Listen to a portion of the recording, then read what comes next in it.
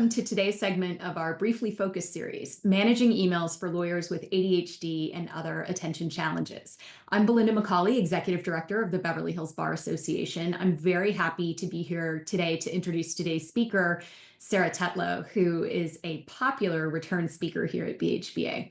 Sarah is an experienced productivity consultant, trainer, and speaker for attorneys and other busy professionals. She uses her past experiences, organizational and strategic thought process, education, and training to help law firms improve their bottom line and operate more efficiently.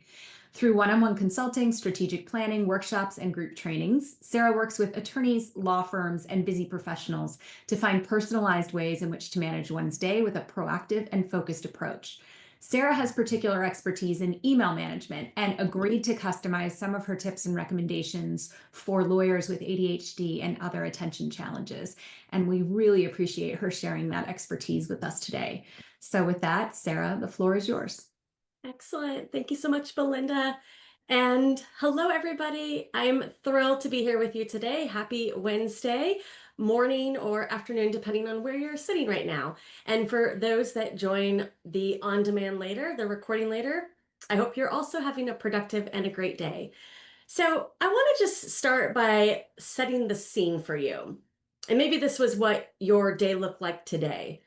You woke up and maybe you checked some emails on your phone. Maybe you had some other morning routine, some self-care, or just getting the kids out to the door and to school, or even just getting yourself out the door and to work.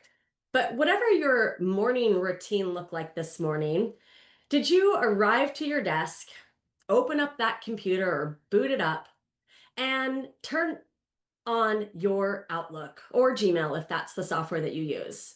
And immediately you were greeted with some emails, maybe some stale emails from the last couple of days or weeks, maybe some fresh bolded emails, new messages that have come in. And you started to click through some emails.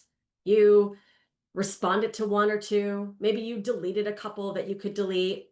And as you're going through these emails this morning, you're remembering that critical, most important thing that you need to work on today. And while you had every intent to get started on it, you had a calendar alert pop up. You had a meeting, or maybe it was this presentation. And so now your best intent is you're going to do it immediately after our time together. And thank you for prioritizing yourself and being here today. But if you're feeling a little bit overwhelmed by the emails that greet you every morning, I'm hoping to help change that for you today. So this is, as Belinda teed up, part of the Briefly Focused series, specializing in focus with attorneys who live with ADHD or other attention challenges. And not to mitigate any diagnosis of ADHD, it is 2025. And I think most of us, many of us, struggle with some degree of attention challenges. So you're in the right place today. Welcome, and I'm thrilled to have you here. If Rin could please put up the first poll, I'd like to just get a sense of who I have in the room with me today. So who's here today? Just pick the one that best describes who you are. And if you pick other and you care to put more in the Q&A just about what best describes you, you're welcome to do so. And I'll take a look at that later. But for now, do one of these 4 prompts best describe who you are? So we'll give that a few seconds and then I'll have Rin close it. All right, welcome. So more than half with you. Most of you are attorneys. Most of you have already been diagnosed with ADHD or not, or your other attention challenges. And we have a few support people. So everybody welcome. Thank you for being here. And I am Sarah Tetlow. If I have had the pleasure of meeting you before, nice to see you again, and always loving having you here at Beverly Hills Bar Association, one of my favorite places to present. If we have not met before, hi, I'm Sarah. I worked in law firms for 15 years before I created Firm Focus. And all we do is time management, coaching, and training. And as a subset to that, email management. So we work with individuals on time, project, task, attention management, and email management. So think those distractions, those interruptions, multitasking, perfectionism, analysis paralysis, procrastination, too much to do, too many meetings, disorganization, neurodivergent issues. All of these are within the wheelhouse of what we cover at Firm Focus. And today we're going to hone in on one of the biggest pain points I have often heard my clients have, that email. Email continues to be a source of overwhelm. So we're going to cover first multitasking, because often the multitasking comes hand in hand with checking email. One causes the other and vice versa. And ultimately, we're going to establish how and why you're mostly hurting yourself by doing multitasking throughout your day. Then we're going to get into jelly bellies. This is the heart of my art system that we're going to learn about today. Then we're going to get into the 5Ds productivity principle and how that connects to email. And then the I'm in. You have buy-in from me, Sarah. This is valuable. I want to change the way I practice. So I'm going to give you some takeaway steps, some micro steps that you can do to change your inbox today. And then we'll wrap it up with asked and answered, my way of addressing Q&A.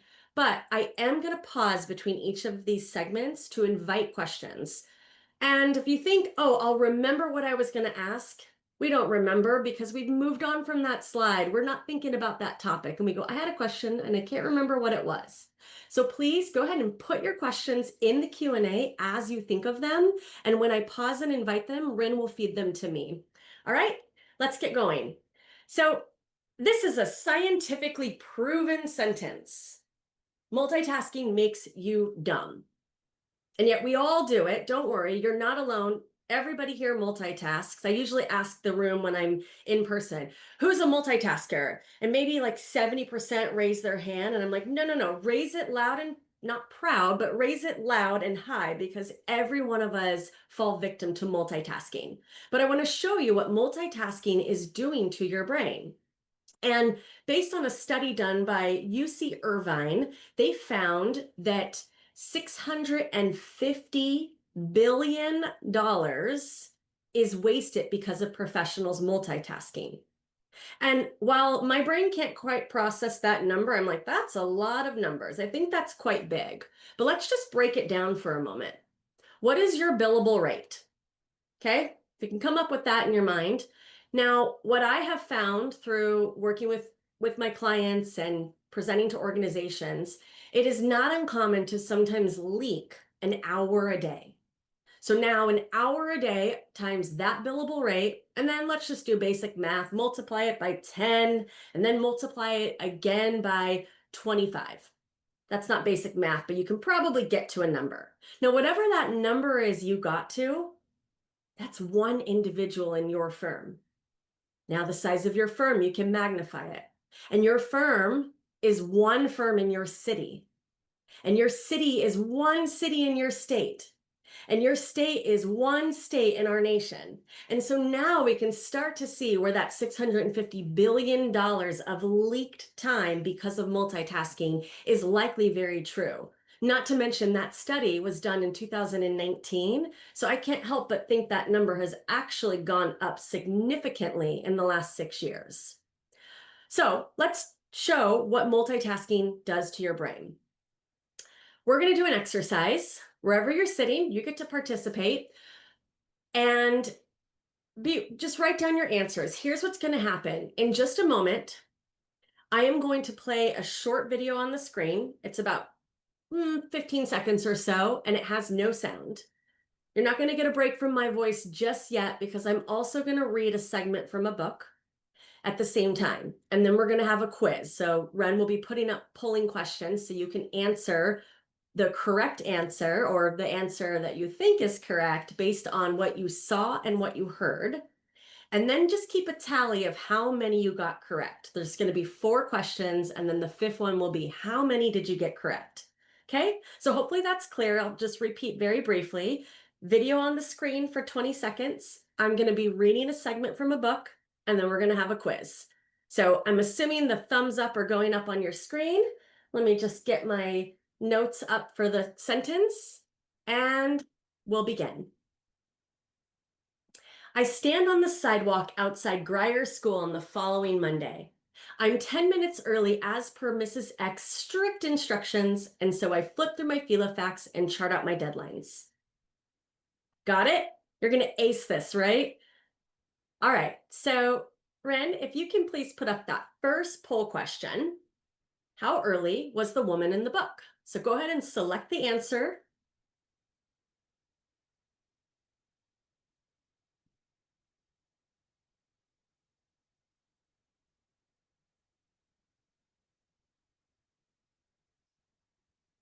And Rin, since you can see, you can close when you're ready. Great. All right. So we have 88% said 10 minutes, 5% both said 5 minutes and 15 minutes, and 2% said 30 minutes. All right. So tally down if you got it correct. The answer is B, 10 minutes. So just make a note. Did you get that one correct or not? Question 2. What color was the pig that won the race?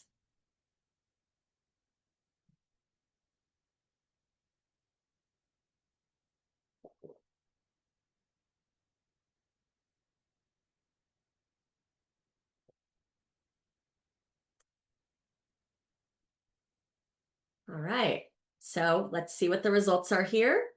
Ooh, we got a mix here. Okay, so 32% say orange, 29% says red, 27% says green, and 12% says yellow. So the correct answer was B, orange. So go ahead and tally whether or not you got that question correct. Number 3, what day of the week was it in the book? It was not today, not a Wednesday. At least that's not an option.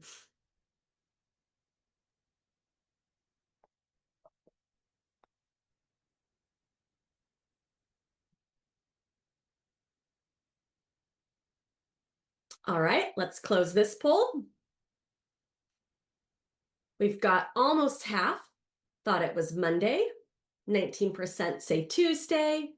We've got some that say Thursday, Saturday, and Sunday. The correct answer is A, Monday. So make a tally if you got that one correct. Question 4, what race number was the yellow pig?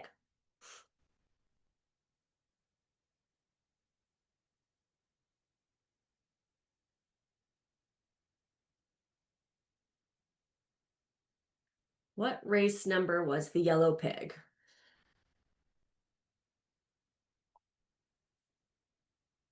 All right, let's close that one. We have 54% came in at race number 3, equal said 2 or 4, and 12% said race number 1. The correct answer here was number 3. So tally whether or not you got that correct. And finally, how many of the 4 questions did you get correct?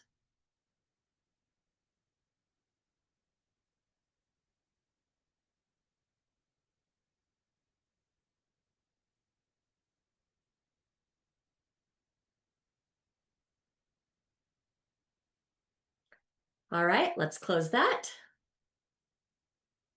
Okay, so we've got a small handful got all 4 correct. And we have a rough split of getting 2 or 3 correct. Most of you got 2 correct, and we have a handful that got 1 correct. So this is pretty typical for what I see when I do this is most people get about 2 correct. For those that did get 2 correct, know for yourself, did you get the 2 audio questions correct, but not the visual? Or did you get the 2 visual corrections correct, but not the audio? Or was it split? Because sometimes that can just give you a little bit of insight too in how you best receive information. So I find most people get the audio correct. They're still attuned to my voice, and the visual, they kind of gloss over a little bit. But certainly not everyone fits within that result. So some people get the visual and not the audio, and some people are split. Even if you got 3 correct, you may also have a little insight into your learning style as well, because often when I can get live feedback from people, they'll say something like, I got the two visual correct, and I guessed accurately on the third one that I got correct, which was the audio one. So just something interesting to pay attention to yourself. It's also not uncommon that I have people that don't get any correct, or also some that get all of them correct. So you likely are better at multitasking, or it's just something that you need to do more often. So, especially if you are in a support role, such as a legal assistant or a paralegal, sometimes I find that they score better on this because part of their role is really needing to multitask, needing to be able to put something down and pick something else up. Whereas many attorneys really should find a groove in focusing on something through the completion and not multitasking. We all have to project switch throughout the day, but the multitasking is something that we should not be doing throughout the day. And so this was a good, just fun exercise to show that while you could have watched the video and put your attention on the video, you probably would have memorized almost everything about that silly pig race, because there's not a lot of detail when we really think about it. There's four little pigs with some colored vests on running around a half of a ring and through a finish line. Or you could have probably listened to the three sentences I read and maybe even memorized the whole thing. But when we're asking our brain to do two cognitively demanding things at the same time, often we struggle with it. And this is where mistakes occur. This is where we leak time. We're less productive. We're less creative. Our stress and anxiety increase, and our billable time decreases.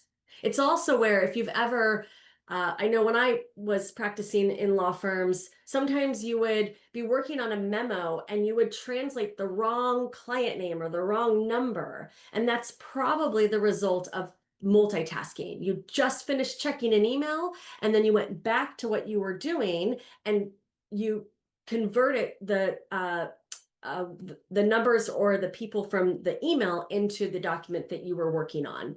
In fact, studies have shown that when we multitask, each time we multitask, each time you jump from an email back into a brief, or working on an agreement and then checking the news or social media or your phone or getting interrupted, that you can leak up to 23 minutes and 15 seconds each time.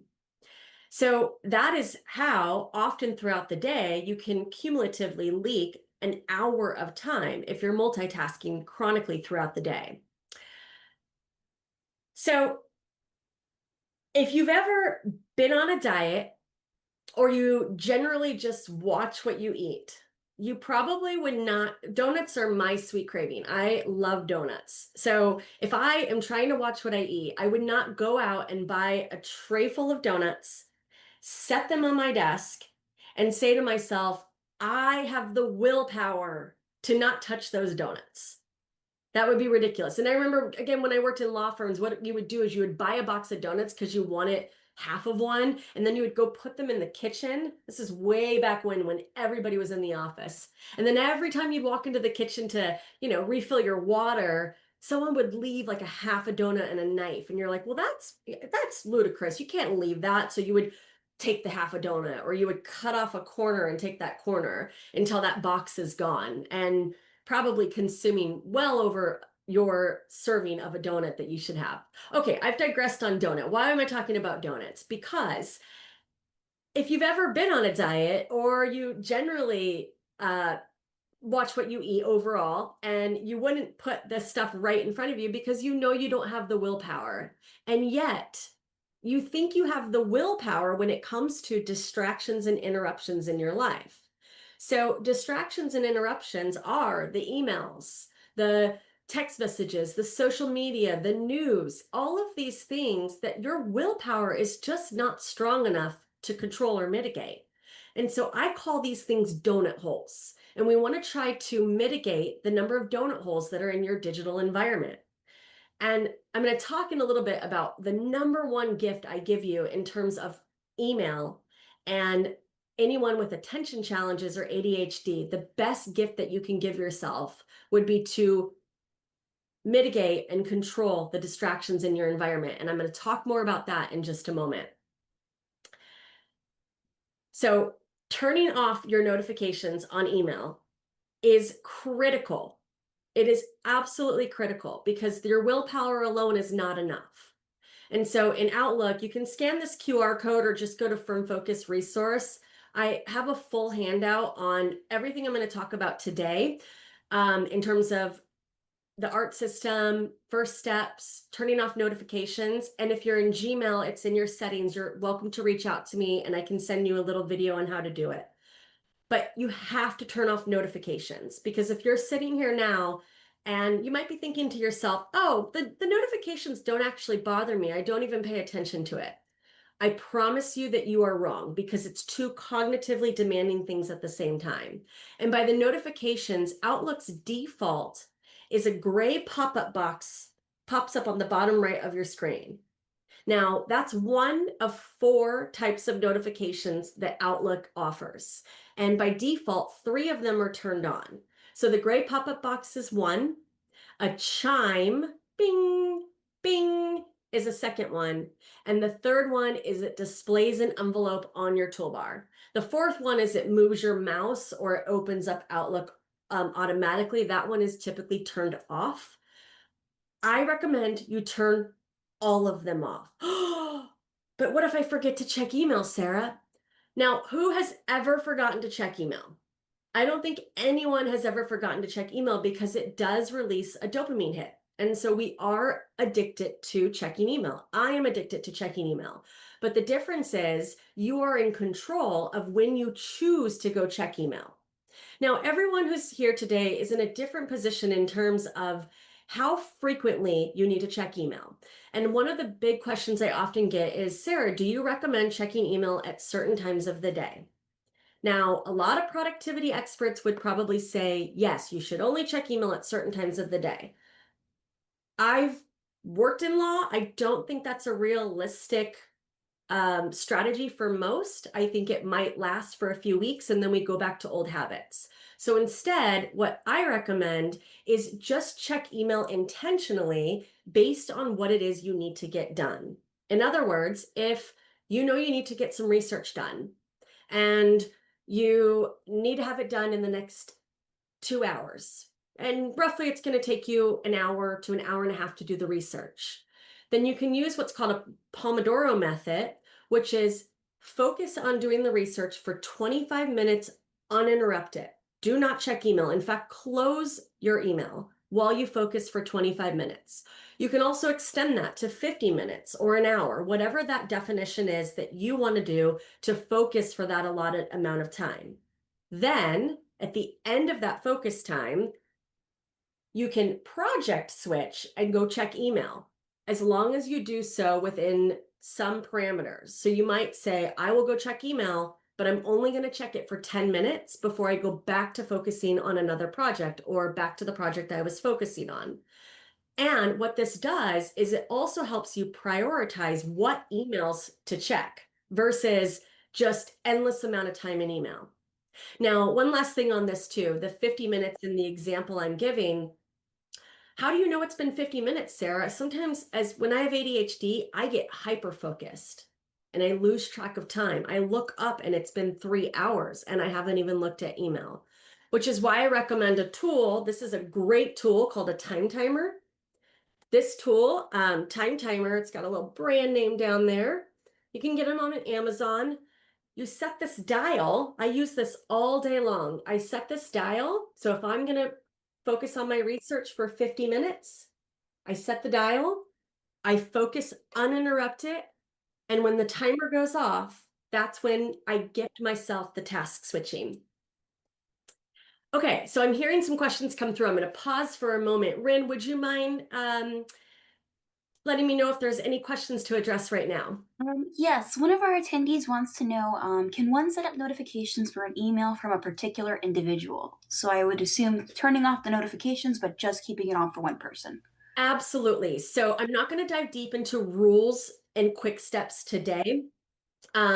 the handout that I just had up has more information on rules. You can also reach out to me directly via a rule. So a rule says, hey, Outlook, when the message comes in, I want you to do this with it. And so just in terms of notifications, we're turning them off completely, but I can go into rules and I can say, anytime Belinda emails me, play a sound. And then that rule will override the notifications being turned off, and it will notify you if certain people or certain subject lines or certain types of emails. In other words, you can say, if someone emails me with a high priority symbol, so maybe your most important client or a partner at your firm uses the high priority symbol a lot and they use it well, that's a whole nother thing we can talk about another day. You can override it and say, when high priority symbol comes in, then notify me, okay? You can also reach out to me to dive deeper into rules and quick steps because I won't cover them deeply during our time together today. Great. Rin, any other questions? We do have an attendee asking how to shut off Outlook alerts. Yeah, download the handout because I'm going to say it quickly right now or just revisit this webinar on demand. You'll go to File, Options, Mail. So it's File, Options on the panel on the left. And then once you're there, you'll click on the Mail panel. That's going to open up the window to change your mail settings. It should, depending on the size of your opened window, it should be right at the bottom or about halfway down the screen. It says notifications and there's 4 checkboxes. Uncheck all of those, okay? It might, if you're sitting here today and this is new and you're going to do that and you've had them turned on, what I have heard from people, it's a little scary. It's like, I'm really afraid to do this. I'm afraid I'm going to miss something. And then what I hear within a week or two, it is so liberating. They almost feel like there's a part of their mind that just all of a sudden got swept away. All right, Ren, I think we have time for one more right now if there's another one, and then we can save the rest for the next segment. Currently no more questions in the Q&A. Amazing. Great. All right. Great questions. Okay, so we've talked about multitasking, and I wanted to set that foundation because, again, I often found that many people, the multitasking is because of email, or email causes the multitasking. So since I love my sugar, my donuts and my Jelly Bellies, I'm going to talk a little bit about Jelly Bellies for a moment. Now, the Jelly Belly variety pack, I happen to live pretty close to one of Jelly Belly's factories, and this is one of their top sellers because in the moment, it seems logical. I can't decide what flavors I want, and this is the best choice to just sample all of the flavors. And so you open up the Jelly Belly variety pack after you buy it, and instinctively, you start hunting for that favorite flavor. So my favorite flavors happen to be the bubble gums or the cotton candies. What is your favorite flavor? Ren, you want to pull up that poll for a second? I'm just curious what the room likes, so I make sure I don't insult somebody if their favorite flavor is one of my least favorite flavors, but give you a second there to vote.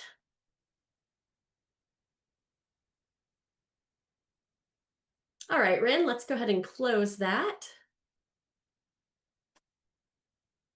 Okay, we got a lot of very cherry favorite flavor. No sizzle and cinnamon. All right. And oh, we got some buttered popcorns. Oh, I'm going to be honest, that usually is my least favorite flavor example, but I'll use sizzle and cinnamon today. Okay, so excellent. That's just a little bit of fun there. So the Jelly Belly variety pack, you start going for your favorite flavor. And then when you think you've exhausted that, or you start working on your second favorite flavor or that third favorite flavor, until at the bottom of the pack, all those sizzle and cinnamons are sitting there, the flavor that nobody in this crowd likes. But what if I told you that instead of buying the Jelly Belly variety pack, where every time you reach into the pack, you have to make a decision, that if instead you bought each pack individually, so if you bought just that juicy pear, if that's your favorite flavor, or just that cotton candy, or you leave the sizzle and cinnamon on the shelf for our group here, But you can reduce decision fatigue, knowing that every time I reach into this pack, I am getting the flavor I like. I can just pop those juicy pears or cotton candies or buttered popcorns in my mouth, and I'm satisfied. I don't have to think about it. So let's connect this to email for a moment. This is just a sample of an Outlook inbox. And what we're looking at here is on the left, we've got our folder structure. You might have reading pane open on the right. Some people have that off, some have it open below. And then in the center, we have the metadata: who sent the message, what time and date it came in, what the subject line is. You might even have message preview turned on. That's where it gives a couple of sentences at the beginning of the email. You have some that are likely bolded. That means it's unread. So probably means you haven't even opened it yet, but sometimes that means you chose to mark it as unread to remember to go back to it. Same with flags. You might use flags. And I see people use flags for so many different reasons. This is really important. I have to remember to respond today. This seems interesting. I'd like to read it. I'm stuck on this email because I need more information from somebody. So this inbox, though, does anyone else find it to be a little bit distracting, noisy, overwhelming? I've heard people go, actually, it looks pretty clean compared to mine, but I don't know where to focus because the system's trying to give me hints of what my priorities are. It's got blue bolded numbers on the left. That means I haven't read those messages. It's got something open on the right. There's unread messages in the middle, but there's also flag messages. So my decision fatigue is heightened right now because I don't know where I should be focusing. And in essence, this is your mixed Jelly Belly variety pack.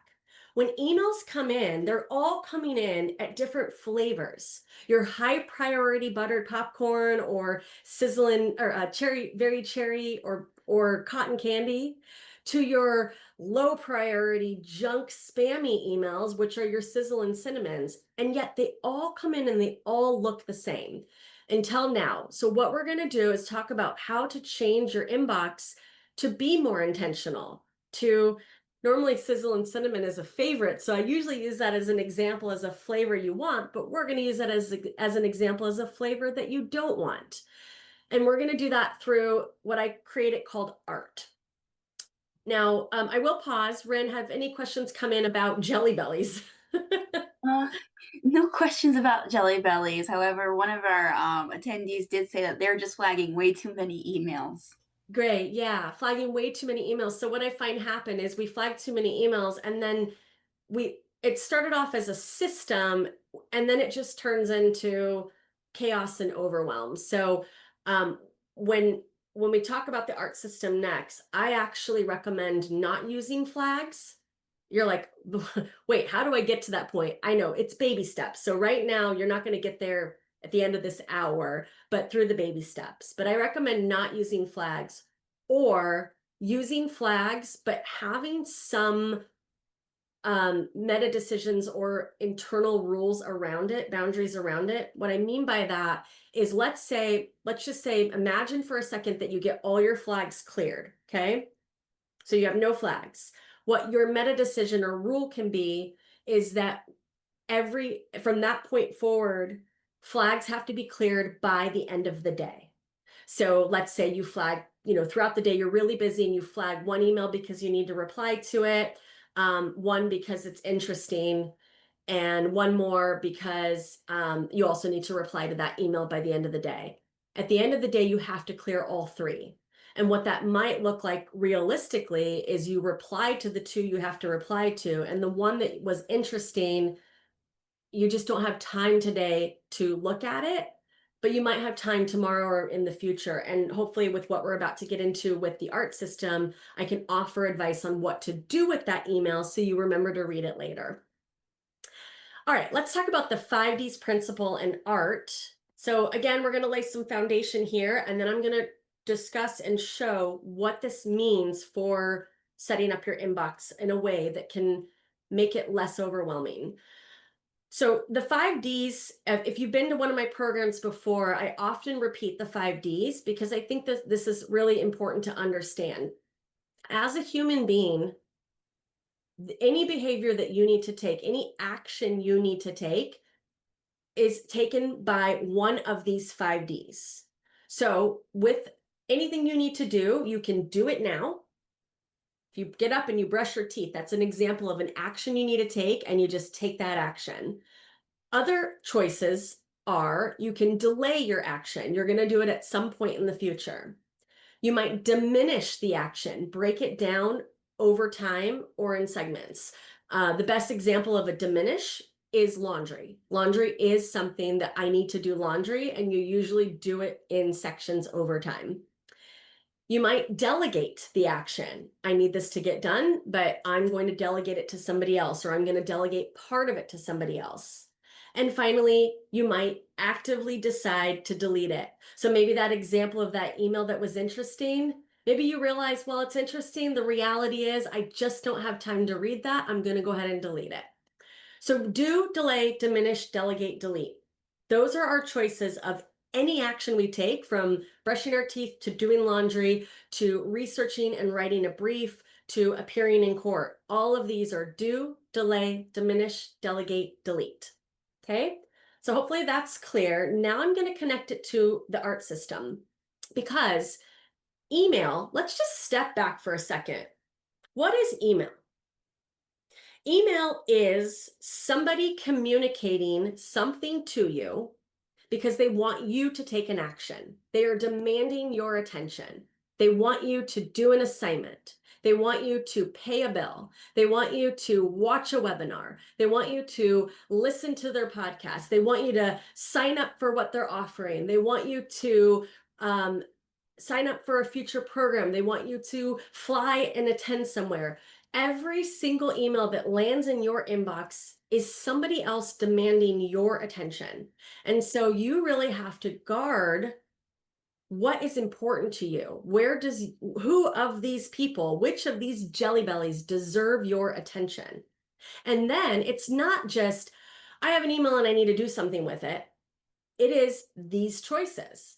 I have an email and I need to do something now. I can't or won't do something until the future. This email is asking me to do a heavy lift and I'm going to need some time to do it. This email is something that somebody else can do part of, or I'm waiting on somebody else, or even though this person wanted my attention, they are my sizzle and cinnamon. I don't love them, and so I'm going to delete them. And so when I looked at what was part of the root cause of why email was so challenging and demanded our attention, I realized that we often think of email as just, I need to do something with it. But the reality is we have these choices. And so I created ART, which I just pulled up, that stands for action, reference, tracking, trash. I'm going to connect these together. And then don't worry if visually you're like, I get this, but I'm not understanding how this gets set up in email. I'm going to address that in the next section, okay? So an action email is one you can handle right away. So in that 10 minutes that you're looking at email, and it's one that you can just answer the question or read it very quickly, or somehow address the email immediately, and then essentially check the box and be done with that email. So think of, in your own inbox, I want you to think of an example of an action email, one that you can just handle in like 30 seconds to 2 to 3 minutes, and then it's just done. You're done with that email. I'll come up with an example right now just to help you a little bit. Let's say you're preparing for a client call at 3 o'clock today, and that's what you were doing for that 25-minute block. You look at email and there's that client in your inbox, and they said, what time is our meeting today? Well, you know the answer because you're literally top of mind. You could hit reply. I'll call you at 3 p.m. Send. That action is completely done until you meet with the client at 3 o'clock. But the email, the action related to the email, is completely done. So hopefully that resonates. That would be an action email. Next up, the R in ART stands for reference. We want to reference an email to take action. And in the ART system and in email, we have two types of references. We either want to reference an email in time in the future, or I'll cover in a moment, we're going to reference email in time in the past. So, talking about referencing an email in time in the future, that is your delay. These are a lot of emails that you get. Reference actionable could be the Beverly Hills Bar sends you a confirmation of a webinar you're going to attend, but you're not going to attend it until next Tuesday at noon. So, you have the email that's triggering the action for you to attend because you already signed up, but you can't attend till next Tuesday at noon. Reference actionable could be conference confirmations, webinars, hotel stays, airline tickets. It could be requests from clients. Can you give me a call today at 3 p.m.? That would be an example of this email is asking me to take an action, but I can't or won't take an action until sometime in the future. So I need to reference the email sometime in the future. And I'm going to show you later what to do with these emails that I think proves very helpful. They could also just be a client or someone else asks you to do something and it's going to take, I'm making this up right now, but it's going to take an hour. You don't have an hour today, but you might have an hour tomorrow. That's another example where you're going to address that request in the future. You're going to take action in the future. Okay. So that's reference actionable. We also, as I mentioned earlier, we have reference archival when it comes to email. Now, we can't take action in the past. What that means is these are all of the emails, all of the jelly bellies in your inbox that don't require an action anymore. You've already read it, responded to it, finished it, answered it. The email is done, but you might want to save it. And that's where in Outlook, the folders come in handy. And in Gmail, we call them labels, but they're essentially the same thing, folders or labels. And in fact, what I'll address when we say I'm in now what, and we talk about next steps, I recommend having reference archival folders where you're filing away the stuff that you no longer need to take action, not leaving it in your inbox. Now, because the group here, everyone's going to be a little bit different. I often see some people who don't use folders at all. They're like, yeah, I have like one, or I have old stale folders, but I don't use them.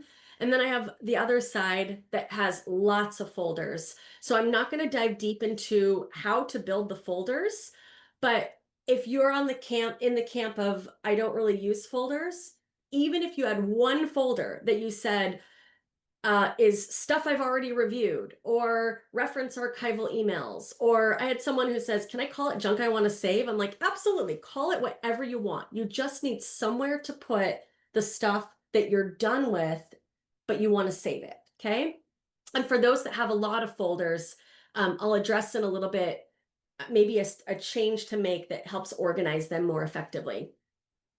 Okay, next we have tracking in the ART system. So tracking is delegate, because when it comes to email, while we delegate out like assignments to people, but we also delegate out a question to our client that we need an answer, or a document that we need a signature, like a declaration, or maybe we delegate out a request for additional information. And we want to track that email that we sent to make sure we get back what we need. And so with the ART system, not only are we addressing what's in the inbox, but also keeping track of the things where we're stuck because we need more information or we need something from somebody else before we can move forward. And we want to keep track of those emails. So that's connected to the delegate behavior. And then finally, in the ART system, excuse me, trash is delete.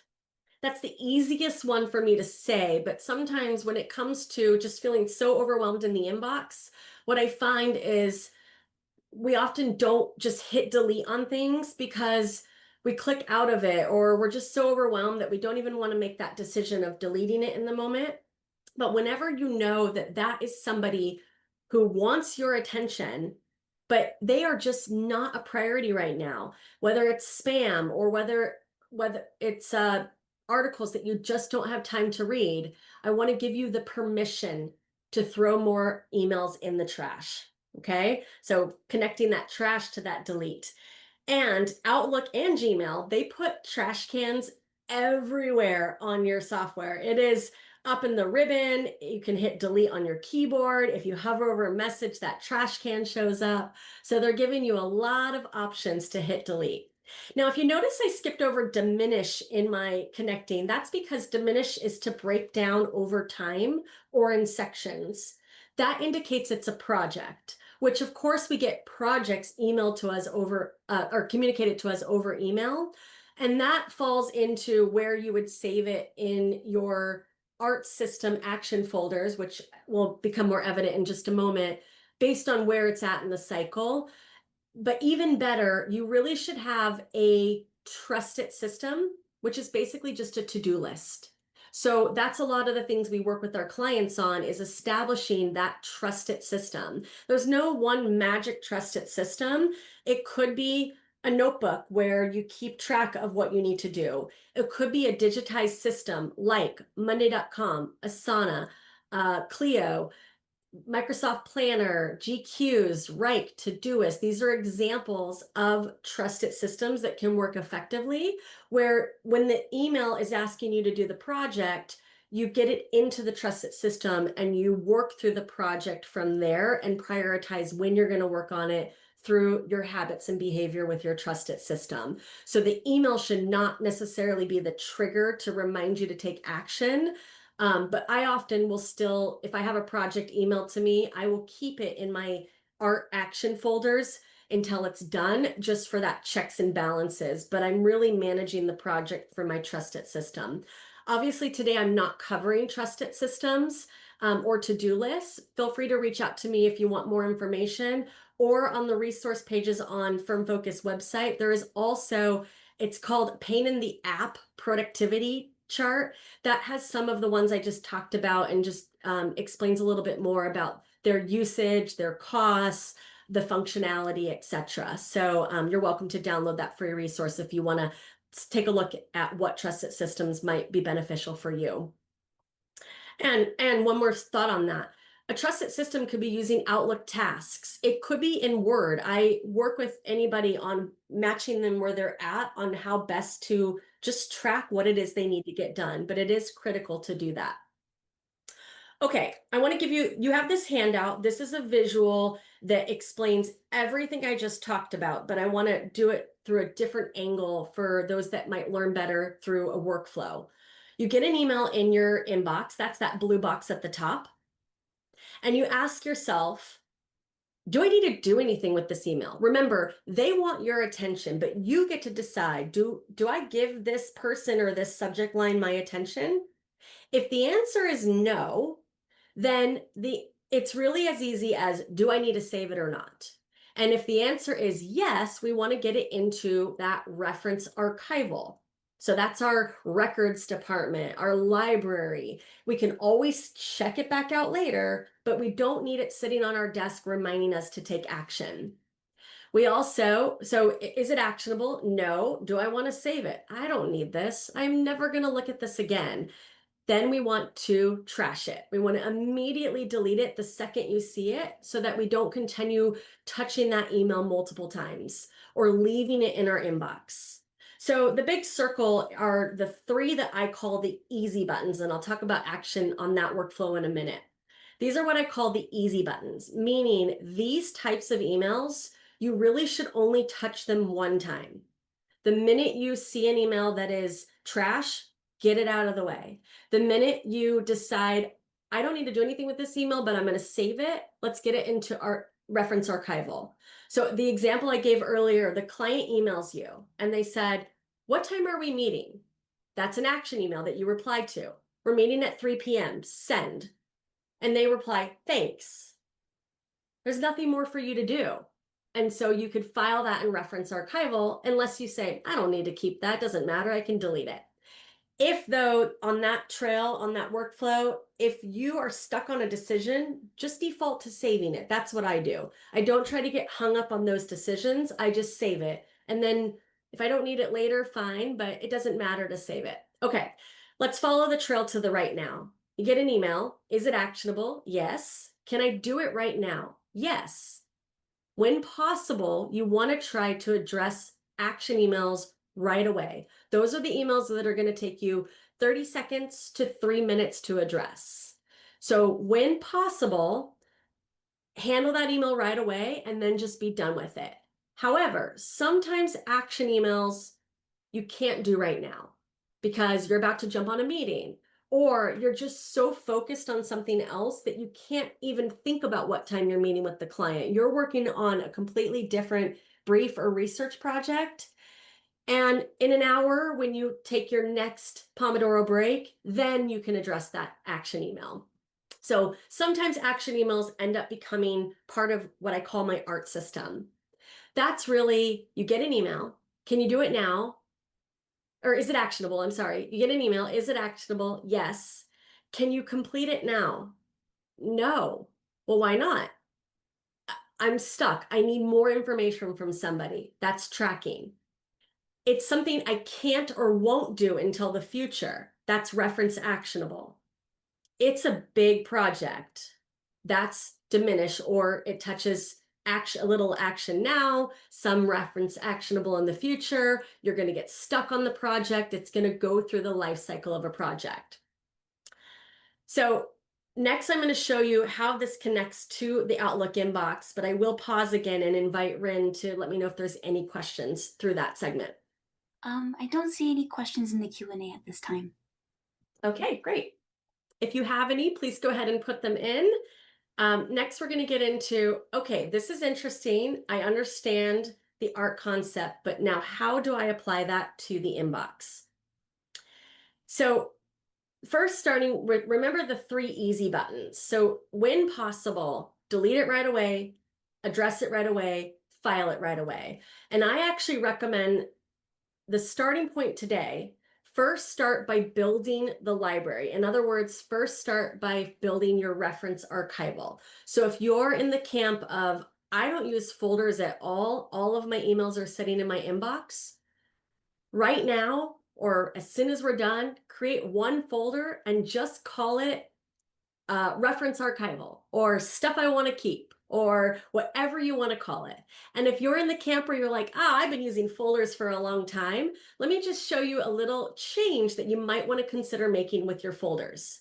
So this is just a shorter sample of what I often see with folders or labels in Gmail is a huge long list of folders. Maybe some are nested within a parent folder, but often the folders are just a big long list. So I like analogies. I'm going to give you another one. Imagine you invite me into your home and I ask for a glass of water. So we walk into your kitchen and you likely, I'm assuming I know you a little bit, but you likely have glasses in some cupboard. Or maybe it's a cabinet or, I don't know, drawer. I don't think I know anyone who puts cups in drawers, but I don't know, you do you. So you go in and you open that cabinet and you pull out a glass and you get me some water. Maybe you close the cabinets, maybe you don't. That's okay, we're not judging right now. So you give me the glass of water, and that is how you would find your cup to give me a glass of water. What I suspect we would not see in your kitchen is walking in and every one of your plates, forks, cups, pots, pans, Tupperware, all of your cooking products on your counter because you're a visual person. That would be a little bit crazy, right? Instead, you know what cabinet to go to. And so what I recommend if you do use folders is to think of high-level categories that your folders belong under. And what that does, so visually you're looking at a sample that's sort of a hybrid of what I'm talking about. This is what that would look like if you built high-level categories. And you can see with all my cabinets closed, I can actually see my entire world of Outlook folders. So this helps in retrieving files that you're looking for because you're going to name them. You're welcome to take a sample of mine, but your terminology and your world is going to look a little bit different. For example, for me, Beverly Hills Bar, I would go under organizations and then I would go under bar associations. But for you, it might be its own high-level category.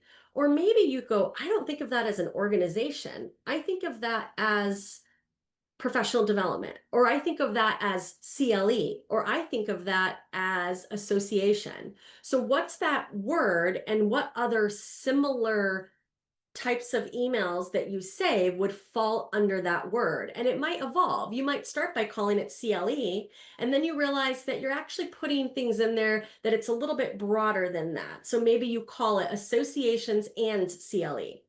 But by labeling your reference archival into these high level categories, it does help keep your inbox crisp. It helps with the issue of creating duplicate folders with different naming conventions.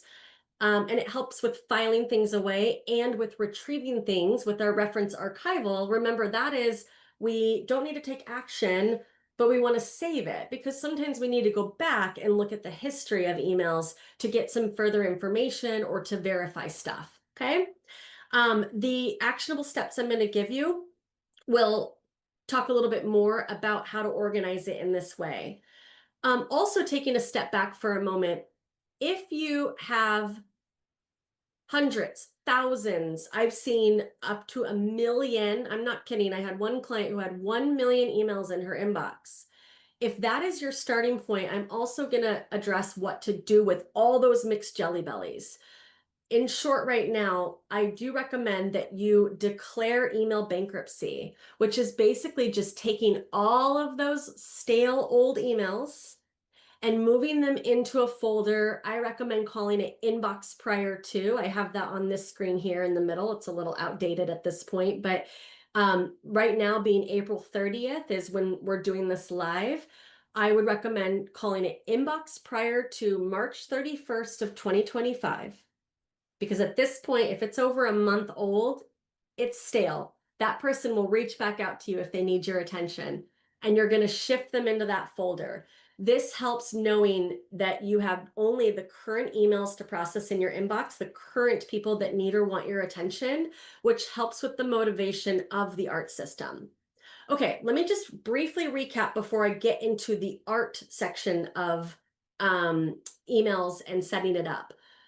The two starting points would be declaring email bankruptcy, and I'll give you a little QR code video on how to do that in a moment. And then creating your reference archival folders, whether it is one folder or whether you organize it like this, that doesn't matter to me or the system. You just need a library or a records department or a drawer to put the stuff in that you don't need to take action on. And that is a critical first step for the rest of what I'm about to talk about here, which is everything that you're going to touch emails more than one time. So these are the emails that you are currently flagging, that you're currently marking as unread again, which is not an effective system, because we've all fallen victim to doing that. And then somehow it gets marked as read and our system breaks. And so with all of these emails where you're likely going to need to touch the email more than one time, the first time to receive the ask, and then to follow through because you don't have time right now, or it's not something that you can do right now because it's a date and time specific event in the future, or you're stuck, you need more information from somebody, or something signed or something paid, or it's a huge project. So all of these, you're probably going to have to touch the email more than one time, but we don't want to leave it in the inbox because we're getting jelly bellies filling that inbox each and every day.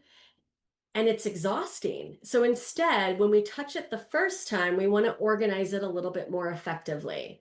So this is what I call action folders. They're just folders in Outlook, and keep the system simple. Keep it simple. I have 4 levels in the example. You might even consider only using 3 levels. Folders that are labeled with an O1 are high priority. I still need to take an action. Folders that are labeled with an O2 are medium priority. I still need to take an action. And folders that are labeled with O3 are low priority, and I still need to take an action.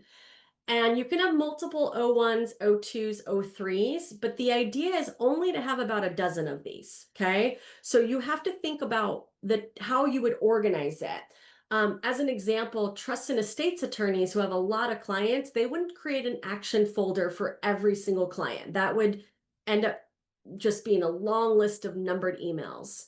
Instead, they might, like my example here, they might create O1 AA clients and prospects and group together any email that is telling their brain, I still need to take an action on this email. And it might have multiple clients, but maybe their huge high net worth client might have their own O1 folder because that client emails them 7 times a day. So you have to kind of figure out, what do your action folders look like? These happen to be my real right now action folders. So what you're seeing in my world, I just noticed that there's an O3 out of place because I didn't resort that. So I apologize visually for that. But basically what you're seeing is, in my world, my biggest priority are obviously my clients, and I need to respond to 19 emails. There are 19 emails that tell me I still need to do something. I still need to schedule something or reply to something. The next O2 is, I'm in a group called Provisors. So if you're familiar with Provisors, but it's a networking group. And also I speak for a group called Vistage. And so there are emails in there that I still need to do something. But remember, our Jelly Belly pack, what we're creating here are individual flavors based on the priority of who the most important, or what most important flavor is in our world, and then going down from there. So notice I have an O4, want to read and watch. That's my like messy hidden closet. I have 39 emails that are not a priority for me right now, but in my world, I still want to read or watch them. I'm not ready to delete them or file them in an archival. And we all have ebbs and flows in our work. And so I address the O1s and maybe even the O2s, and I get down to the O3s or the O4s when I have time, when I'm able to do so. One last thought on this screen. You're noticing, maybe you noticed, maybe you didn't, but you're seeing numbers on the screen, and they're not blue bolded numbers. Blue bolded is Outlook's way of saying you have unread messages. Instead, what we're looking at are bracketed unbolded numbers. That is, show total number of items. Because when it comes to your action folders, I don't care about read or unread. Read or unread don't mean anything to me. I want to know how many total emails in that category need my attention. And in the handout that I provided, and I'm going to pull that link up again, and you'll also have it in the slide deck, it tells you how to turn that on in Outlook. You can turn on that feature of show total number of items. Unless you're on a Mac, I'm sorry, if you're on a Mac, you are not able to do that. So instead, for my Mac users, I recommend that you actually mark the emails in those folders as unread so that you visually see how many emails are in each of the folders. Okay. So just to recap, declare email bankruptcy is moving them out of your inbox. I'm going to show you in a minute how to do that. Next step is the reference archival, which is just organizing your folders. If you want to, if you're fine with how you have your folders, leave them. That's great. And then it's the action folders, which I think is really the important piece of what we're learning today, is what to do with those emails that you still need to take action on. And I'm going to play this little video because reference actionable, as a reminder, is our delay. So reference actionable says, I can't or won't take action until some point in time in the future. And so while I recommend putting that email in an action folder, I also recommend doing this little technique. So let me come and play this video. Whoops. 1 second while I pull it in.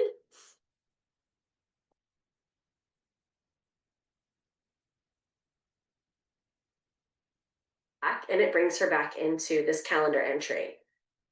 Then just make sure you modify everything else. Outlook is sorry about that. So whenever we have a reference actionable email, that is one that's going to occur in the future. And it's one that is a delay in our 5Ds. So what do we do with those emails? And ultimately, we want them to get onto our calendar at the appropriate time. So in this example, I got confirmation that I am attending this meeting, which happens to be at 11:30. So from the email itself, I can click this button that says meeting. When I do that, it converts the email into a meeting notice. And I can now make some changes to make sure it's accurate on my calendar. So the first thing I want to do is write what it is. And notice that it included the person who sent it to me as a attendee to this meeting. So if I don't want her to attend the meeting, I don't need her to in this case, I can just click cancel invitation and it converts it to an appointment. And if I do want to invite her, I just click that back and it brings her back into this calendar entry. Then just make sure you modify everything else. Outlook is only as smart as knowing that the meeting must be occurring in the next nearest half an hour. So make sure you change that to the actual time of the meeting. You need to put in a location. And I am a huge advocate for categories. If you attend my art email productivity course, you'll see why as I build out categories in our calendar effectively. So mark the category, hit save and close. Now I can take this email and get it out of my inbox. In this case, I'm going to delete it. And I'm even going to go all the way down and fully delete it. So it's completely gone out of my inbox. When I go to my calendar, the meeting is on my calendar and it has the email thread included in it. So for reference actionable, for an action in the future, webinars, phone calls, meetings, even to block off time to do work, although I caution you there to be very aware of your habits and if you actually do the work at the time you blocked off. But you can take an email and use this approach to schedule it onto your calendar in the future and get it out of your inbox. Okay, so we're just wrapping up here. I know we're a little past time, so I apologize I didn't say that before starting the video. As the recap, this is in the slide deck and in the handouts. Where you go from here is first declaring that email bankruptcy, because what I find is seeing that count in your inbox go down, and also just knowing that what you have are the existing live emails really helps with following through with the rest of the system.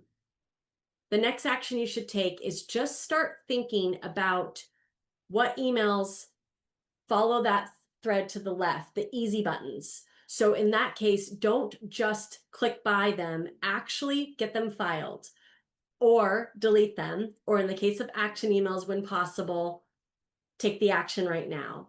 And for the rest of that flow chart on the right, when you can't take the action right now, or you're stuck, or you just don't have the time, or it's a big project, then start setting up action folders.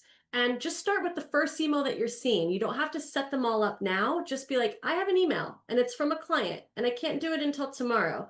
I'll set up an O1 client action folder and I'll move it there. And then I am a big advocate for any systems or tools to be more productive and to remind you as you're building these new habits. So even if you have to put a sticky note in front of you that says, don't forget to check your action folders, or leaving that window open so you visually see that folder with that bracket, that way the system doesn't fail, because that's certainly what I don't want for anyone, is to feel like they forgot to check those folders. This is that resource, that handout again, that goes deeper into what we've talked about today: rules, quick steps, turning off notifications, setting up show total number of items. These are all available on this handout. You can grab it again on the slide deck handout that you're going to get from Beverly Hills Bar. You can also reach out to me if you have any questions at all or need that resource. And I will end with any other questions that we have, Rin. All right, we've got quite a few questions. Okay.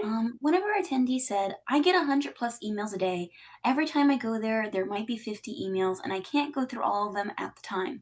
How do you recommend handling the inbox throughout the day? Review all at one time or throughout the day on breaks between meetings?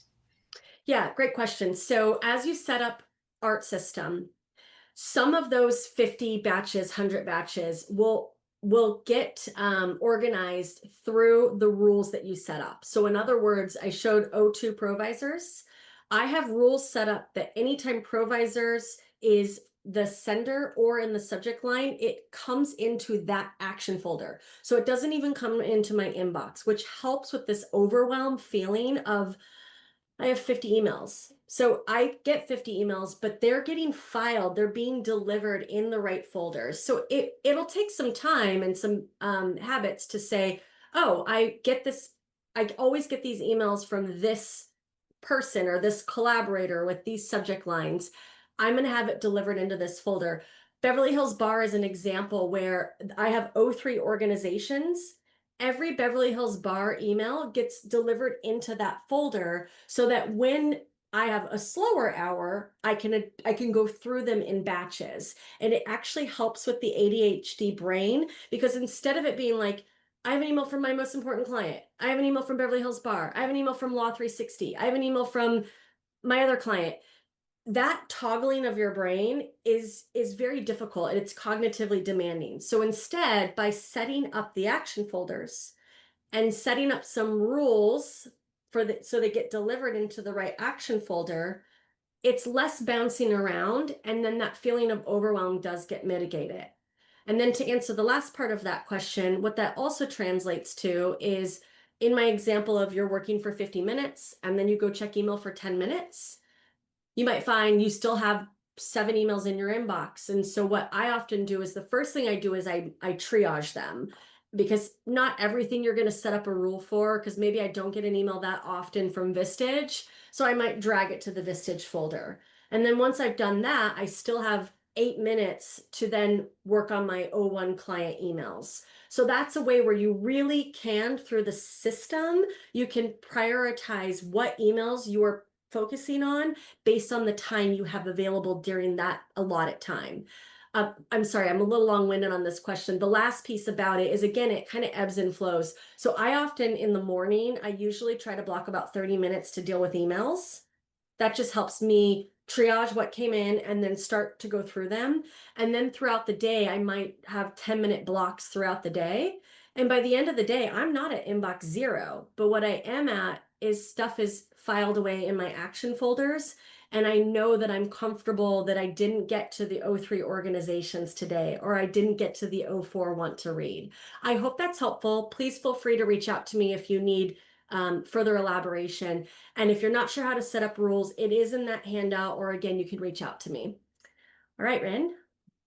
Let's see. I guess this question was in regards to, I would assume the O1, O2, O3. This person asked, should we actually label the boxes like this? And then they also asked, should I filter emails that are sent directly to me versus CC'd to me? Again, an excellent question. So yes, label them like that. That being said, you don't have to put the hyphen. I put 01 space hyphen space words.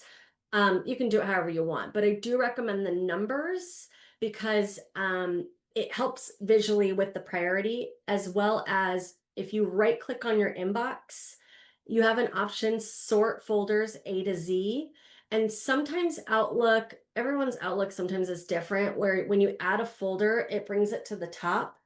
And so it'll get messy again. And because you're labeling them O1, O2, O3 via that feature of sort alphabetically, it'll restack it for you quite nicely. The other part of that question, I'm sorry, what was the latter part of the question, Rin? They were wondering if they should, here, let me pull it up really quick. Two and CC. I remember now. Thank you. I Yeah. just need you to prompt me. I remember. Yeah, actually, that can be quite powerful if people that you collaborate with are using the CC correctly. CC is carbon copy. That means you're being copied as an FYI. And assuming you're talking about a scenario where that's how people are using it, you can set up a really powerful rule. You could even have an action folder that is O2, I'm being CC'd. Okay. And then you set up a rule that says whenever I am in the CC line, deliver it to that folder. And then you check it once a day or once a week, depending on the volume and the types of emails you get.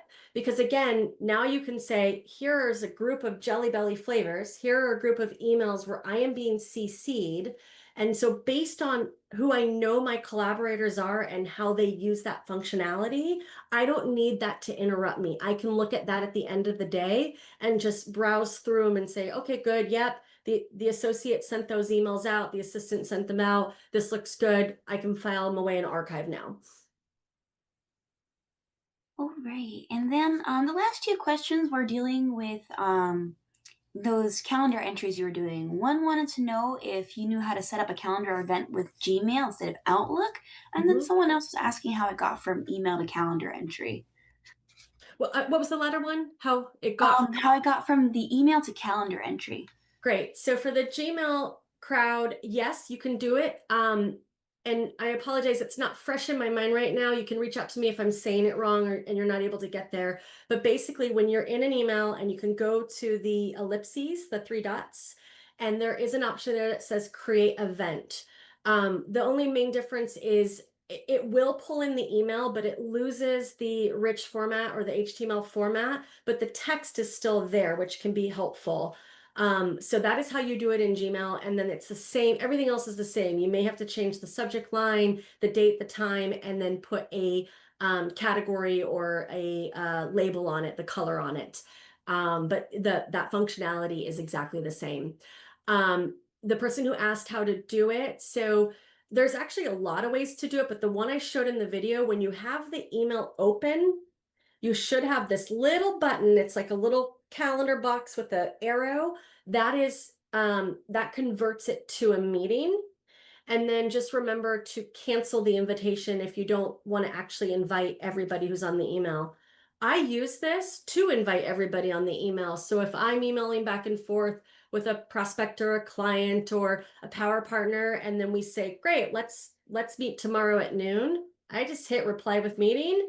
It converts it to the calendar, and I have the thread in that calendar meeting, which is helpful just in case there's ever a question like, what are we going to talk about? Or wait, I have this calendared at noon, but I thought we said we were going to meet at 12:30. And then you have the full text right there in front of you, which of course could be much more efficient than going and trying to search and find the email. All right. I believe that about wraps up Q&A. Amazing. Great. Well, I hope you found this helpful. If it feels like it's a lot, that's why I wanted to take action steps, the little steps to get started. So even if today the first thing you do is just start that email bankruptcy, um, and get your assistant, if you have one, to move the messages. Don't spend your time doing it. Have them move the messages for you if that's an option to you. And then from there, the next step would be the reference archival. So just take the baby steps. And if you're still feeling overwhelmed, please do reach out to me and see if I can provide further help for you. Thank you. I hope you all are having a wonderful and productive week. And I appreciate your time today.